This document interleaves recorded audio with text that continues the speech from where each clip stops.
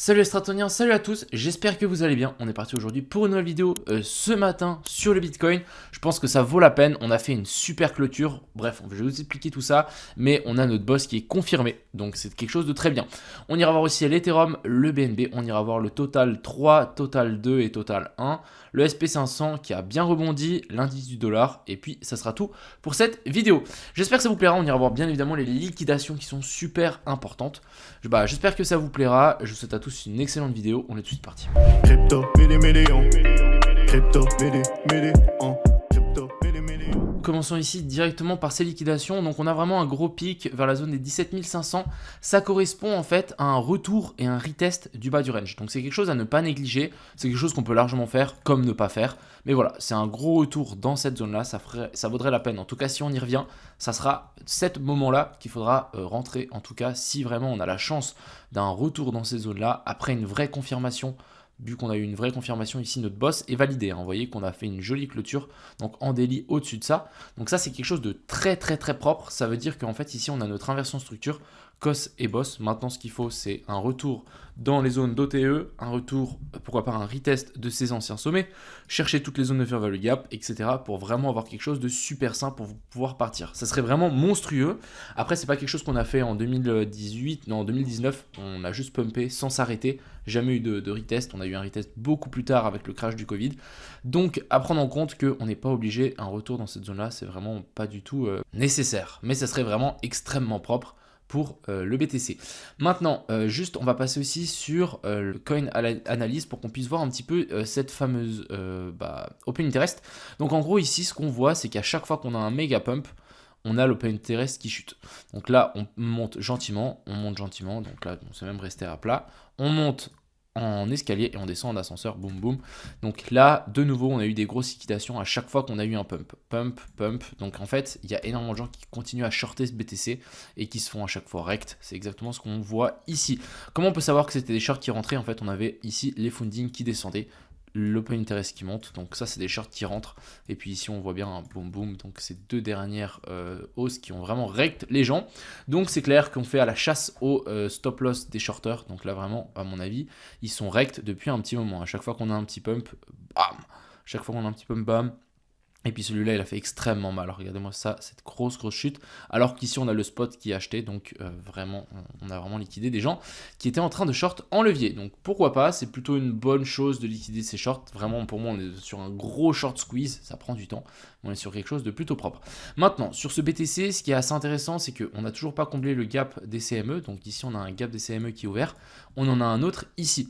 Donc entre la zone des 27 400 et des 28 700. Donc ça, c'était un gap de rupture pour les gens qui veulent comprendre un petit peu comment ça fonctionne les gaps. Donc ça, c'est un gap de continuation. Vous voyez qu'on était déjà dans la descente. Hop, un gap.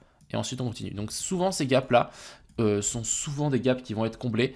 Et les gaps de rupture sont beaucoup moins... comment dire, il y a beaucoup moins de chances qu'on les comble. C'est en fait, on latéralise et ensuite, on pump d'un coup. Et du coup, on a un gap qui s'ouvre ici. Et ça, c'est des gaps de rupture. Et c'est vraiment des gaps les plus violents qui existent. Mais voilà, gap de continuation. Souvent, en plus, on est à la moitié. Donc, entre la baisse, tac, tac. Ils se forment souvent à la moitié. Ici, c'est vraiment un joli gap de rupture. Donc, ces gaps de rupture ont moins de chances d'être comblés. Les gaps de continuation, oui. Mais bon, celui-là, je pense qu'on va le combler d'un moment ou un autre. Ça, il n'y a aucun souci. Ce sera un retour jusque vers la zone des 28 700. Donc, ouais, ça nous fait quand même une belle zone. Et ce serait rect de tous les gens qui sont en train de shorter ici.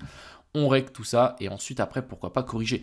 Moi ce que j'attends c'est une vraie correction étant donné que moi je veux trader, je veux attendre une confirmation et ensuite je veux un retour dans des zones assez intéressantes. Pourquoi pas faire ici un énorme cos et ensuite un boss. Hop, ensuite on redescend un petit peu, on longue là et ensuite ça repartirait.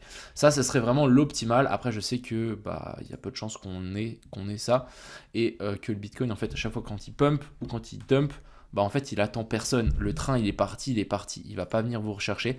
Donc ça c'est souvent le problème en tout cas des gens qui tradent et qui attendent les retests. Souvent on n'en a juste pas. Vous savez qu'en 2019 on a juste eu 0 retest. Donc en tout cas ce qui est assez intéressant c'est que le boss ici a été validé. Donc on peut déjà commencer à tirer nos zones. Imaginons ici on a fait un top, on est venu chercher les liquidités qu'il y avait placées au-dessus de là, donc magnifique. On vient chercher notre zone de Fibo et on vient chercher notre zone de rechargement. Tout simplement, donc entre la zone 0,62 et la zone ici 0,69, c'est juste, j'ai juste simplifié les chiffres, mais c'est 0,618. Donc, hop, zone d'OTE, ça correspond aussi à un potentiel retest du range. Je pense que si on passe en weekly, on aura une énorme zone de fair value gap. Vous voyez, c'est l'énorme bloc vert. Donc, j'attendrai au moins un retour vers la zone des 18 800 pour compléter et pour combler cette zone de fair value gap, au moins la moitié en weekly. Je peux vous dire un truc, que ça, on laissera pas ça comme ça. Hein. Genre, on est surtout près d'un bottom. J'ai des doutes qu'on laisse ça comme ça. Vous voyez qu'ici, on en a laissé un. Ici, il a été vite fait retoucher. Donc, au moins qu'on aille vite fait le retoucher. Mais je doute qu'on laisse un tel gap comme ceci libre et qu'on ne vienne pas le combler avant de vouloir repartir. Après, je dis combler, c'est juste pourquoi pas le toucher hein, et venir passer un petit tour sous ces lots et ensuite repartir. C'est quelque chose de complètement possible. N'oubliez pas qu'une correction se fait souvent en ABC. On peut largement avoir un truc comme ceci et ensuite repartir. Après, moi, j'attends plus une correction, mais vous savez qu'on n'est pas du tout dans l'obligation d'en avoir une. On peut directement regrimper et chercher ici l'order block. Hop, et ensuite on recorrigera. Bref, on verra. Mais en tout cas, ce qui est sûr, c'est que ici, on a une jolie petite zone de manipulation qui a été validée.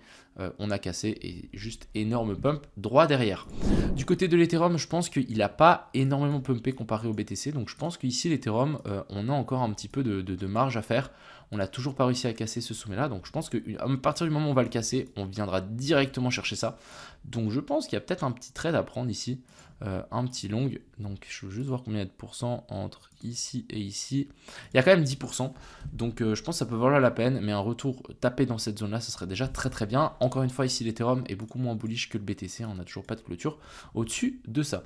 Du côté du BNB, très intéressant aussi. J'ai vraiment l'impression qu'il va juste s'envoyer, il va juste exploser en haut. Ce qui est assez intéressant, c'est qu'on a récupéré les liquidations là, avec ça, et qu'à mon avis, on a toujours des liquidations au-dessus de ça et au-dessus de ce sommet-là. Ce qu'il nous faudrait pour le BNB, encore une fois, c'est un boss au-dessus de ça. Hein. Donc vraiment une clôture au-dessus de ce sommet-là pour vraiment dire, ok, là c'est validé, inversion de structure, et là ça commence à devenir très très intéressant pour le BNB. Et je pense que si on a ça, je pense qu'on viendra directement taper la zone des 400$, voire beaucoup plus haut. Hein. Mais ici, pour moi, si vraiment on arrive à avoir ce boss, pour moi ici on aura un joli bottom quand même. Hein. Même si ici le boss n'a pas été validé en weekly, on aura quand même quelque chose de très intéressant. Une jolie retour dans la zone d'OTE et ensuite voilà. Donc un joli retour dans une petite zone d'order block. Très très propre pour le coup. Passons un petit coup sur les totals. Ce que j'ai envie de faire, voilà, c'est tirer cette trendline. Donc ici on a total 2, on est en train de casser. Donc total 2 c'est toutes les alts sauf le BTC. Vous voyez qu'ici on a fait un joli petit breakout. Je crois que total 3, on n'est pas sur un breakout encore. Je vais juste tirer une petite ligne pour qu'on puisse tous checker ça ensemble. Alors ouais, là on n'est pas du tout encore proche du breakout. Et à mon avis, Total, lui, on l'a breakout depuis assez longtemps étant donné qu'il y a le Bitcoin et qu'il est très bullish. Vous voyez qu'ici on a fait joli petit breakout, joli petit retest et ensuite on est parti. J'ai juste envie de checker quand même la dominance du BTC parce que on est bien en train de pumper. Voilà, c'est bien ce que je pensais. On est en train de pumper. Prochaine zone, en tout cas ici pour la dominance du BTC, c'est on a une énorme zone de fair value gap ici qu'on va à mon avis venir combler. Donc ça sera déjà la première target. Et deuxième target, c'est le haut du range.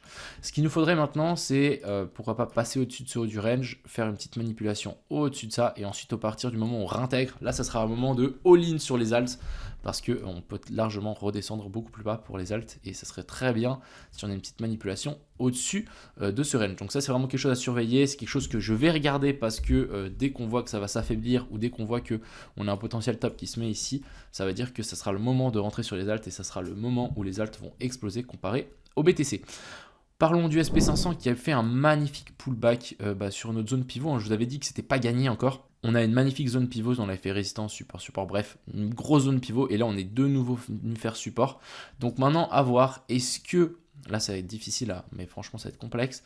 Est-ce que c'est un simple retest bearish et ensuite ici on redescend et on a une jolie correction en A, B, C qui se forme?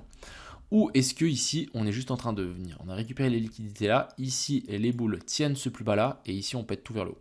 Complètement faisable, les deux scénarios sont complètement viables. Ensuite on verra en fonction des résultats des entreprises, on verra en fonction de l'ouverture lundi. Bref, ça risque de pas bouger ce week-end, ça va pas bouger ce week-end, mais voilà un petit peu dans quoi on est ici. Ça peut être un joli petit retest, on peut peut-être aussi avoir genre une épaule, tête-épaule inversée. Bref, à prendre avec des pincettes, mais why not? On va parler aussi de l'indice du dollar qui est toujours en train de stagner sur cette zone-là. Tant qu'on n'a pas de clôture au-dessus de ça, rien à dire pour le moment. Voilà un petit peu ce que j'avais à dire pour ce BTC, mais en tout cas, très très propre ce qu'on est en train de faire ici. Bon, on s'est fait un petit peu rejeter, c'est normal vu qu'on a touché à mon avis beaucoup de liquidations qui étaient placées ici au-dessus. Maintenant, ce qu'il nous faut, c'est soit on vient chercher encore plus haut. Ce que je voudrais, moi, c'est une correction. Si on arrive à avoir une jolie petite correction qui prend du temps à descendre, qui fait un truc très très propre, on redescend, on vient chercher la zone d'OTE, etc. En tout cas, si on vient dans la zone d'OTE, j'essaierai de mettre le maximum d'argent dans les crypto-monnaies. Je tenterai, clairement, d'essayer d'avoir le moins de stablecoin possible. J'essaierai de vraiment investir au maximum dans ces cryptos. Et ensuite, on attendra tranquillement qu'on vienne chercher, je sais pas, la zone des 50 000. Hein. On peut largement remonter très très haut. Pourquoi ? Bah en fait, simplement chercher la zone d'OTE, mais depuis ce point bas là à ce point haut là. Donc ça nous revient vers la zone ici des 48 000 $. C'est le premier arrêt. Donc franchement, ça ferait premier arrêt, hein, mais de rechargement vraiment violent. Ça serait vers la zone des 48. Donc c'est quelque chose qu'on peut largement attendre en 2023. Je dis pas qu'on va faire un nouveau top parce qu'il n'y aura pas de halving, etc. Mais un retour dans ces zones là, ça me choquerait pas du tout. Enfin bref, j'espère que cette petite vidéo du matin vous a plu. Je vous souhaite à tous un agréable week-end. Profitez bien. C'était Crypto Millions. À plus.